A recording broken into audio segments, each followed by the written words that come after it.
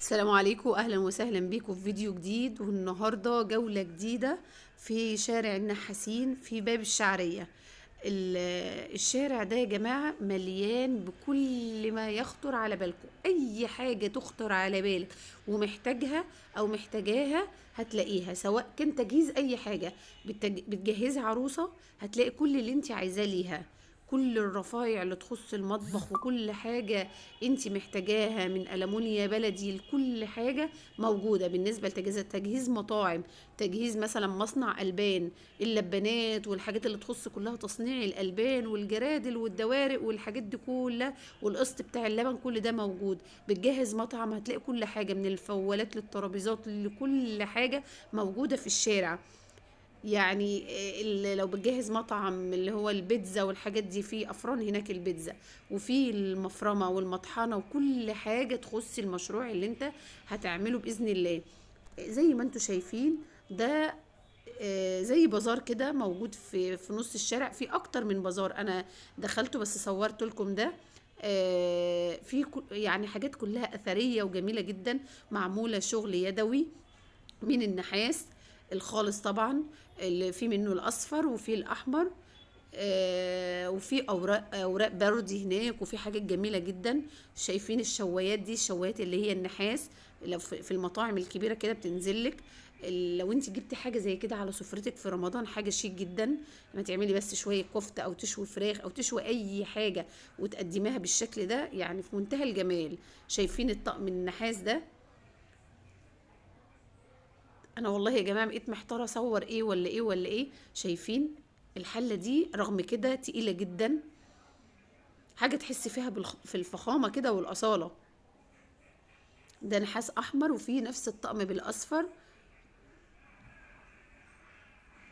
الصواني اللي هي المدهبه دي النحاس، المبخره، السبرتيات بتاع القهوه، كل الاحجام كل الاشكال اللي تخطر على بالك. معموله بمنتهى الشياكه، اللي هي البرادات والكنك، كنك القهوة العربي، اللي هي الطبلوهات، الآيات القرآنية، بالإضافة إلى أشكال حاجات اللي هي بتاعت الفراعنة بتاعت زمان دي، اللي هي زي الحصان وزي الأسد والرسومات اللي كانت بتبقى زمان دي. حاجة الصراحة في منتهى الشياكة.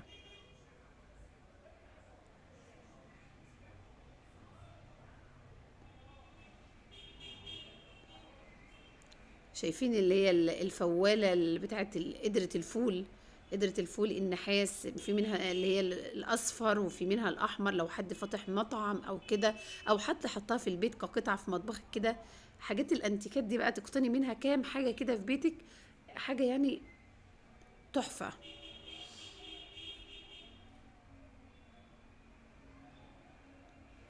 في أوراق برد كمان موجودة هناك، البرديات والحاجات دي موجودة هناك.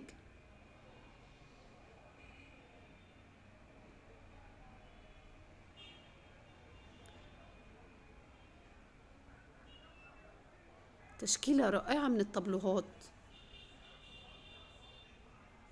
كمان موجود هناك اللي هي الشكمجيات، الشكمجية والحاجات اللي هي اللي بتاعت زمان قوي دي، صواني على مرسومة بالتراث الإسلامي، ومرسومة كمان بالخزف أطقم صواني وحاجات من دي. في ناس كتير بتحب تقتني الحاجات دي، مش بتجيب أي حاجة وخلاص، لا بتحب الحاجات اللي هي المصرية، الشغل اللي هو معمول بالإيد ده. انا الصراحه يعني عجبني قوي قوي قوي المكان، وحبيت يعني افرجكم عليه وافيدكم بيه. جايز يكون حد بيدور على حاجه زي كده، والاهم من ده وده ان السعر هناك كويس جدا. يعني ان الحاجات دي رغم جمالها كده، اسعارها مش مبالغ فيها ولا حاجه، اسعارها معقوله جدا. والناس هناك طيبين ومحترمين جدا. يعني تتفرجي على راحتك ومحدش بيضايقك، وتقدري تنزلي معاه في السعر، واذا كان السعر بيوافق بيتكلموا بمنتهى الرقي بمنتهى الذوق. مكان. شايفة الفوانيس؟ اه، بمناسبة رمضان موجود هناك كمية فوانيس حلوة قوي. طبعا بيعرضوا الفوانيس في الميدان نفسه في باب الشعرية قرب رمضان. بتبقى تحفة. شايفين بقى القهوة العربي والحاجات بتاعتها اللي هو لبريق بتاع القهوة والحاجات دي، اللبريقات اللي فوق دي المقاسات. كمان لفت نظري قوي هناك سبرتاية القهوة. في منها اشكال زي بيبقى فيها عينين كده، يعني تحطي بردين او ثلاثة، كنكتين قهوة او ثلاثة. الفوانيس العربي القديمة كده، المبخرة من الصغير للكبير، الوابور الجاز اللي هو بقى حاجة أثرية. مكان هتحبوه قوي وهيعجبكم الجو هناك جدا. ريحة البخور، ويعني قريبين كده من سيدنا الحسين المسجد هناك. تاخدوا جولة في الشارع كده وهتبص تلاقيكوا هناك قريبين من الساغة والحسين. مكان حلو قوي.